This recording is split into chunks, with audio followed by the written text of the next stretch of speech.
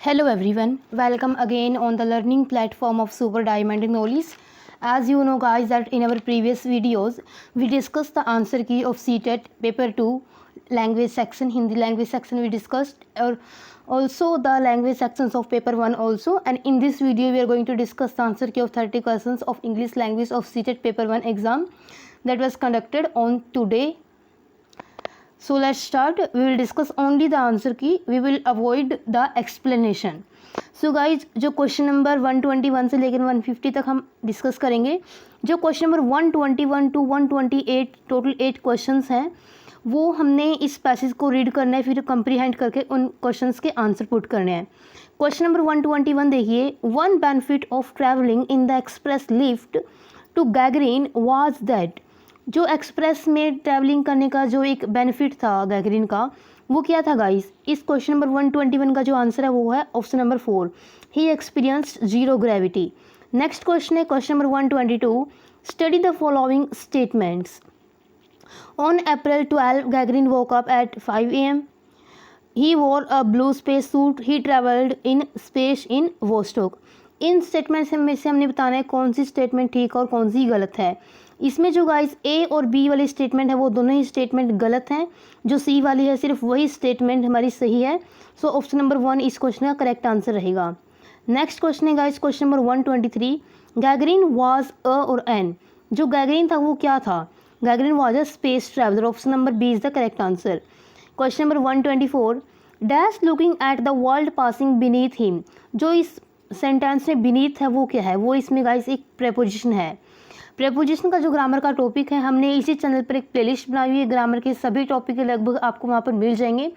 So you can visit the playlist. Next question है question number 125.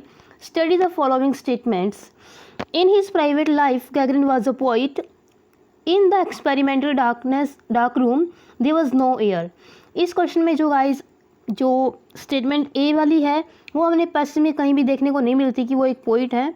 But इस question का 125 का जो correct answer guys option number C है. B is right and A is wrong. Next question है question number 126. Dash entered dash and he entered the cabin. जो ये है वो कौन सा क्लोज है. The underline is a dash clause. ये है coordinate clause. Gagarin was shut up in a dark room. Gagarin ने अपने आप को एक अंधेरे वाले कमरे में बंद कर लिया था. क्यों किया था. To feel like in a space cabin. Next question देखिए. Dash a convenient and inexpensive way. इसका हमने जो नियरेस्ट मीनिंग वाला वर्ड है वो हमने बताना है. कन्वीनियंट होता है बड़ा ही आसान, बड़ा ही सुविधाजनक, तो इसका जो सिनोनिम होगा वो होगा क्रैकिंग. नेक्स्ट क्वेश्चन है गाइस. ये भी हमने पैसेज रीड करना. आप वीडियो को पॉज करके पैसेज रीड कर सकते हो. हम डायरेक्ट क्वेश्चन के आंसर्स पे चलते हैं. क्वेश्चन नंबर 129 देखिए. Study the following statements. Children were given through enough pocket money on the fair day. Small children would travel with their parents in a separate cart. Well-to-do villagers like to oblige the writer's father.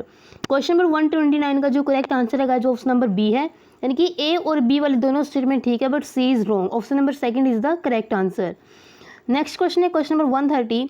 Which one of the following statements is not true. Prasad distributed there was a very delicious. जो प्रसाद वहाँ पर बांटा जाता था वो बड़ा ही delicious यानी बड़ा स्वादिष्ट होता था. People visited in the fair for divine blessings.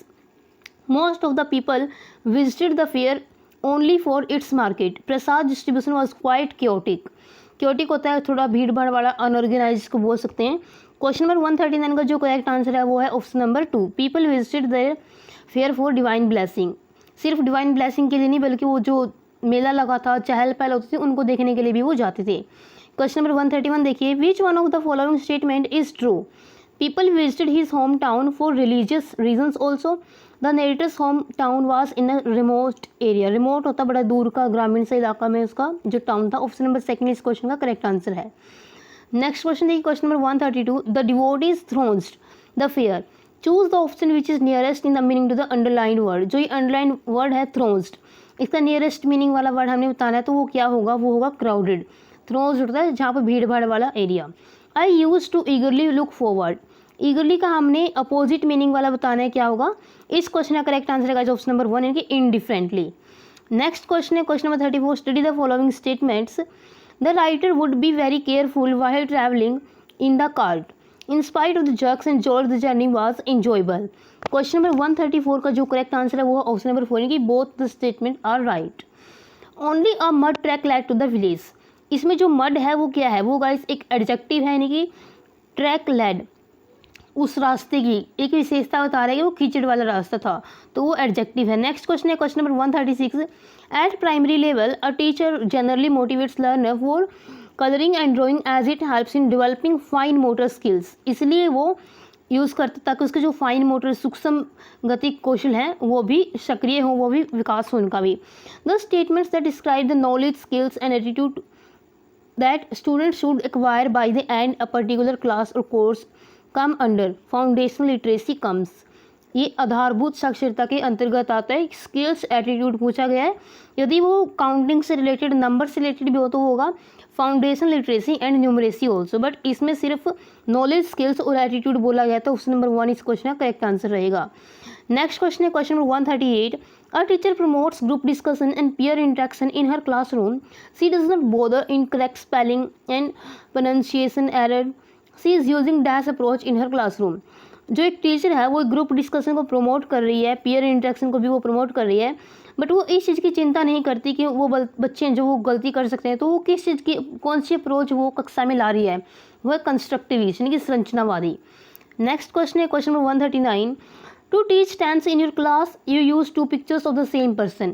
अपनी कक्षा में जो टेंस ग्रामर का टॉपिक है उसको सिखाने के लिए आप एक ही इंसान की 2 फोटो को इस्तेमाल करते हो। 1 पिक्चर टेकन 15 ईयर एगो, जो एक पिक्चर वो 15 साल पहले लेकर गई है, एंड अनदर जस्ट क्लिक्ड, और जो दूसरी जो अभी अभी खींची गई है। You initiate a talk in the class about his present and past, his appearance, his habits, now you are using. अब आप कौन सी जो अप्रोच यूज कर रहे हो वो है प्रेस्क्रिप्टिव ग्रामर। नेक्स्ट क्वेश्चन है question number 140। While preparing a lesson plan on the topic pollution what will be your first step. आप पोल्यूशन पर एक जो टॉपिक है वो लेसन प्लान तैयार कर रहे हो, तो आपका जो फर्स्ट स्टेप है वो क्या होगा, वो होगा फ्रेम ऑब्जेक्टिव, यानी कि आप अपने ऑब्जेक्टिव अपने उद्देश्य निर्धारित कर रहे हो कि आपको आपका उद्देश्य क्या है सिखाने का। One language is learn naturally and without any systematic practice it is called. जब कोई भी भाषा बिना किसी प्रैक्टिस के सीखी जाती है तो उसको एक्विजिशन बोलते हैं। और जब कोई भी लैंग्वेज हम एफर्ट्स लगा के ट्यूशन लेकर के कोचिंग लेकर के सीखते हैं तो वो उसकी लर्निंग होती है। Children learn a language most effectively when they have motivation. जो बच्चे किसी भी भाषा को जल्दी सीखते हैं जब वो मोटिवेटेड होते हैं, जब वो प्रेरित होते हैं। क्वेश्चन नंबर 143 देखिए। Linguistic competence enables learners to. जो लिंग्विस्टिक कॉम्पिटेंस होती है वो लर्नर्स को क्या करने के इनेबल करती है।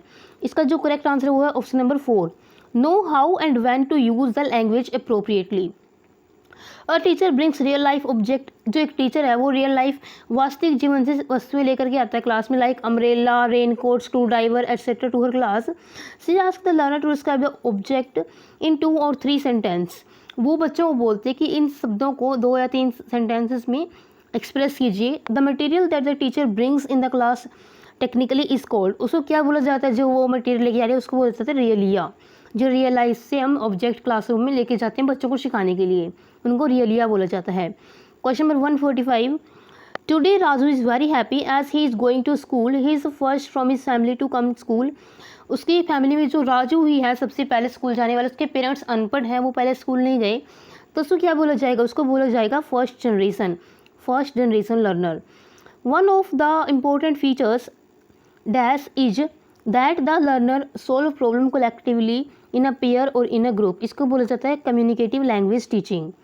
नेक्स्ट क्वेश्चन है। A teacher ask her learner to write a paragraph on water, then the learner start discussing what they have been taught in science and social science classes. एक जो teacher है बच्चों को बोलती है कि पानी के ऊपर पैराग्राफ लीजिए, तो बच्चे अपनी साइंस, सामाजिक और विज्ञान की कक्षा से जो विचार इकट्ठे करते हैं, then they begin to write, जब वो लिखना स्टार्ट करते हैं। तो ये किस चीज़ का एग्जाम्पल है, ये लैंग्वेज अक्रॉस करिकुलम, LACE भी इसको बोला जाता है, लैंग्वेज अक्रॉस करिकुलम।